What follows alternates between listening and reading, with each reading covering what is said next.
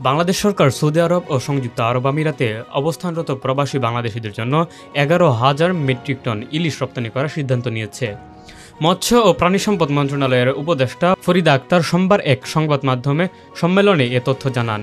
তিনি বলেন, 2012 সাল থেকে ইলিশ রপ্তানির উপর নিষেধাজ্ঞা থাকলেও এবার প্রবাসীদের জন্য সীমিত আকারে ইলিশ রপ্তানি করার পরিকল্পনা নেওয়া হয়েছে। 2023-24 অর্থবছরে দেশে ইলিশের উৎপাদন ছিল 5.30 লাখ মেট্রিক টন।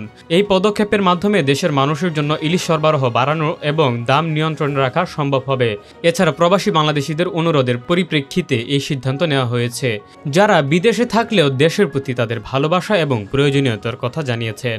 মৎস্য উপদেষ্টা জানান, ইলিশের রপ্তানি আগস্ট এবং সেপ্টেম্বর মাসের প্রবাসীদের জন্য আয়োজন করা যেতে পারে।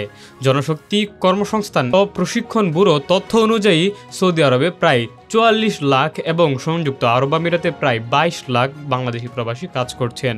রপ্তানি পরিকল্পনা আগস্ট, সেপ্টেম্বর এবং অক্টোবরের প্রথম সপ্তাহে কার্যকর করা হবে। এরপর অন্যান্য দেশে ইলিশ রপ্তানি নিয়ে সিদ্ধান্ত নেওয়া হবে। Desk report, metro TV.